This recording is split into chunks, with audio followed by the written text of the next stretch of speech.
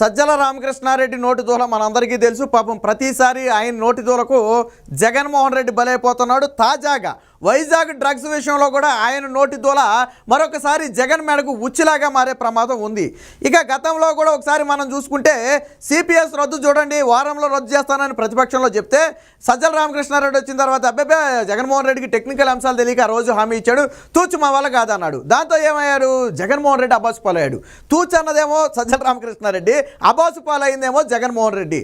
అసలు సిపిఎస్ అంటే ఏంటో తెలియని వాడు, సిపిఎస్ రద్దు చేస్తే ఎటువంటి పరిణామాలు వస్తాయో తెలియని వాడు ఏ మొహం పెట్టుకుని హామీ ఇచ్చాడు, ఇలాంటి వాడు ముఖ్యమంత్రి అని చెప్పి ఉద్యోగులందరూ కూడా ఒక రేవ్ అయితే వేసేశారు. తర్వాత సజ్జల రామకృష్ణారెడ్డిని నాలుగు గరుచుకున్నా పెద్ద ఉపయోగం లేదు అనుకోండి, అది వేరే విషయం. అలాగే వివేక హత్య కేసు సమయంలో కూడా ఆ సజ్జల రామకృష్ణారెడ్డి నోటుతోలు అనేది కొంత ఇబ్బందికర పరిస్థితిగా మారింది. అలాగే షర్మిల పార్టీ పగ్గాలు పట్టినప్పుడు షర్మిల మీద వ్యక్తిగత విమర్శలు చేయించిన వ్యక్తి కూడా సజ్జల రామకృష్ణారెడ్డి, అది కూడా బూమరాంగ్ అయ్యి ఎదురు దెబ్బ తగిలింది. సో ఇలా ఒకటి కాదు రెండు కాదు అనేక విషయాల్లో మీరు ఎమ్మెల్సీ ఎన్నికలప్పుడు చూడండి, వీళ్ళు మా ఓటర్లు కాదు, మా ఓటర్లు వేరే ఉన్నారు అన్నాడు. తిరుపతి ఉప ఎన్నికల సమయంలో వచ్చిన దొంగ ఓటర్లు అని చెప్పి మళ్ళీ ఒకసారి వైసీపీ మీద వేసుకున్నారు.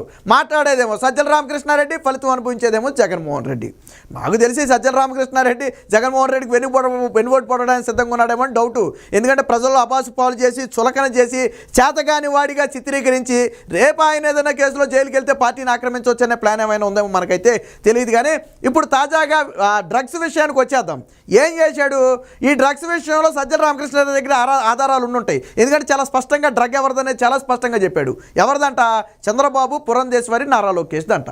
ఓకే, వాళ్ళదైతే ఖచ్చితంగా శిక్షించాలి, ఎవరిదైనా శిక్షించాలా. నీ దగ్గర ఉన్న ఆధారాలేంటి? నువ్వు పేర్లు పెట్టి గుచ్చి చెప్పావు కదా, నీ దగ్గర ఉన్న ఆధారాలేంటి? ఏం ఆధారాలు లేకుండా నువ్వు ఎలా మాట్లాడు? అసలు సజ్జల రామకృష్ణారెడ్డి ఎవరు?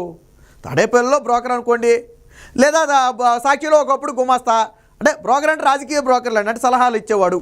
నువ్వు ఎవరికి ఇవ్వాలి సలహాలు? జగన్మోహన్ రెడ్డికి ఇవ్వాలా. నీకెందుకు సజ్జల రామకృష్ణారెడ్డి ప్రెస్ మీట్కి వచ్చాడంటే అది వైసీపీని ముంచేసే అంశం అయితేనే గొప్పుకుని వస్తాడు. ఎందుకంటే మునక్కుండా కాపాడే ప్రయత్నం కోసం వచ్చి ఇంకొద్దుకు ముంచేస్తాడు. అసలు వచ్చే ఉద్దేశం ఏంటంటే కాపాడదామని. పాపం తెలియకుండా ఏం చేస్తాడు, ఇంకొద్దుకు ముంచేస్తాడు. ఆల్రెడీ సజ్జల రామకృష్ణారెడ్డి ముంచేస్తాడు. ఇప్పుడు అలాగే ముంచేశాడు. ఇప్పుడు పురంధేశ్వరి, చంద్రబాబు, నారా లోకేష్ మీద ఆరోపణలు చేశాడు కదా. ఇప్పుడు సిబిఐ సజ్జల రామకృష్ణారెడ్డిని విచారణకు పిలవాలి.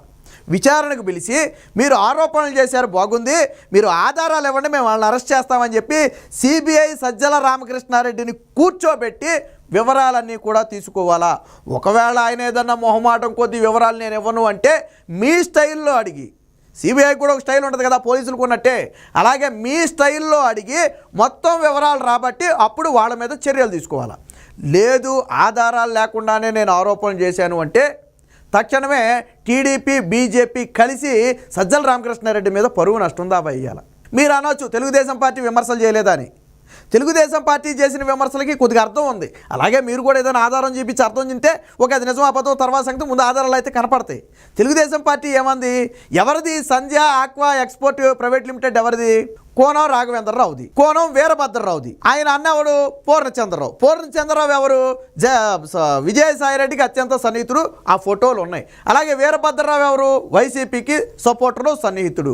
అందుకనే కదా వీరభద్రరావుకి ఆయన సతీమణికి సంక్రాంతికి పెద్ద పెద్ద ఫ్లెక్సీలు వేశారు కదా. మనం ఆల్రెడీ గతంలో చూపించాం. వైసీపీ నేతలు ఫ్లెక్సీలు వేశారు, టీడీపీ నేత అయితే వైసీపీ వాళ్ళు ఫ్లెక్సీలు వేంచరు కదా.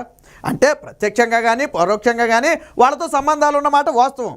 కాబట్టి విజయసాయిరెడ్డికి వీళ్ళకి సంబంధం ఉంది కాబట్టి దీని వెనక విజయసాయిరెడ్డి పాత్ర ఉంటుందని వాళ్ళు అనుమానాలతో ఆరోపణలు చేశారు. దానికి ఒక అర్థం ఉంది, అక్కడ కొన్ని ఆధారాలు చూపించారు.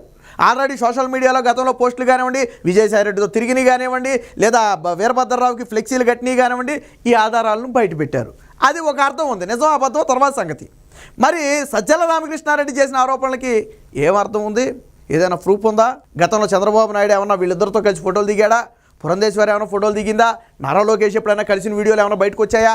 పోనీ తెలుగుదేశం పార్టీ నేతలు ఎవరైనా వాళ్ళకి ఎప్పుడైనా ఫ్లెక్సీలు కట్టారా స్వాగతాలు సుస్వాగతాలతో? మరి ఏం ఆధారం ఉంది నీ దగ్గర?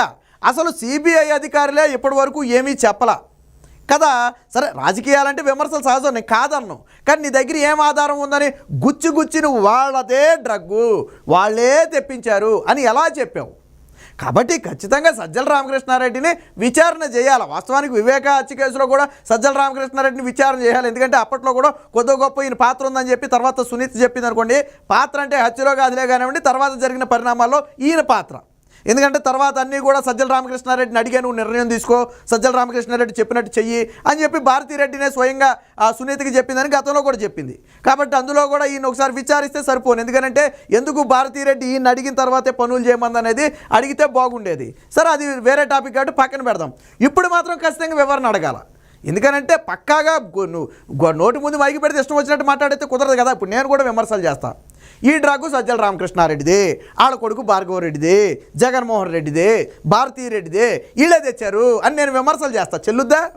ఆధారాలు అవసరం లేదు వాటికి. నా ముందు నేను మీడియా ముందు ఏదో నా ముందు కెమెరా ఉంది కదని చెప్పి ఏది పడితే అది మాట్లాడేస్తే చెల్లుద్దా?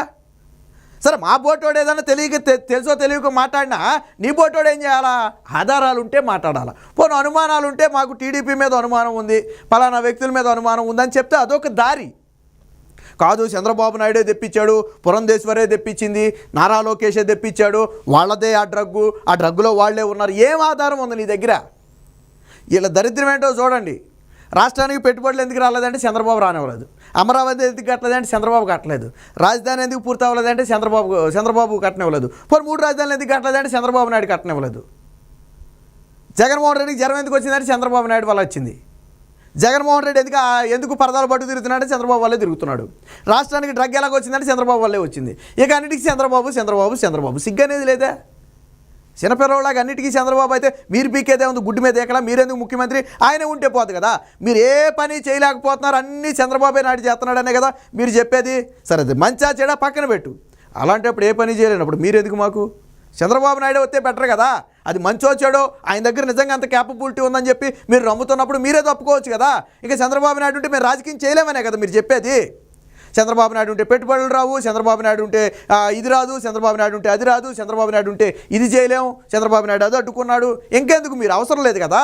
కాబట్టి సజ్జల రామకృష్ణారెడ్డిని మాత్రం ఈ డ్రగ్స్ కేసులో ఖచ్చితంగా సిబిఐ నోటీసులు ఇచ్చి విచారించాలి, వాళ్ళ స్టైల్లో విచారించాలి.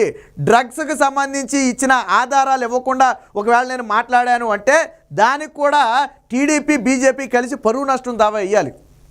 అంత ఈజీగా వదిలిపెట్టకూడదు సజ్జల రామకృష్ణారెడ్డిని. నోరు ఉంది కదా అని చెప్పి ఇష్టం వచ్చినట్టు మాట్లాడితే అసలు ఆయన బయటకు వచ్చాడంటేనే భుజాలు తరుముకున్నాడు అంటేనే వాళ్ళ పాత్ర ఉందని అర్థం. సజ్జల రామకృష్ణారెడ్డి ఎప్పుడైనా గబ్బగబ్బా పరిగెత్తుకుంటూ వచ్చాడంటే ఖచ్చితంగా ఎంతో కొంత వాళ్ళ పాత్ర ఉంది. వాళ్ళు నిన్న మునిగిపోతున్నారేమో కాపాడదామనే ప్రయత్నంలో వస్తాడు. బట్ వచ్చి ఏం చేస్తాడంటే తెలియకుండానే ముంచేస్తాడు, ఇంకా లోతుకు ముంచేస్తాడు. ఇప్పుడు వైసీపీని అలాగే ముంచేశాడు జగన్మోహన్ రెడ్డి. ఇప్పుడు జగన్మోహన్ రెడ్డి మెడకి ఉచ్చులాగా మారింది ఇది. ఖచ్చితంగా రేపు సిబిఐ గానా సజ్జల రామకృష్ణారెడ్డిని రా నువ్వు విచారణ కంటే జగన్మోహన్ రెడ్డి ఏమైపోవాలా? జగన్మోహన్ రెడ్డి మెడకు చుట్టుకోదా అది? కాబట్టి వైసీపీ వర్గాలన్నీ ఉలిక్కి పడుతున్నాయి. ఈ సజ్జల రామకృష్ణారెడ్డి నోటి తోల మా ప్రాణం తీసేటట్టు ఉందని చెప్పి వైసీపీ నేతలందరూ కూడా చెవులు కొరుక్కునే పరిస్థితి. మొత్తంగా ఈ డ్రగ్స్ కేసును మాత్రం అంత ఈజీగా వదిలిపెట్టకూడదు. సజ్జల రామకృష్ణారెడ్డిని విచారణకు పిలిచి ఏ ఆధారాలతో వారి మీద ఆరోపణలు చేశాడో ఆ ఆధారాలు తీసుకోవాలి. ఆధారాలు లేకపోతే మీడియా సాక్షిగా బహిరంగంగా వారికి క్షమాపణ చెప్పాలి.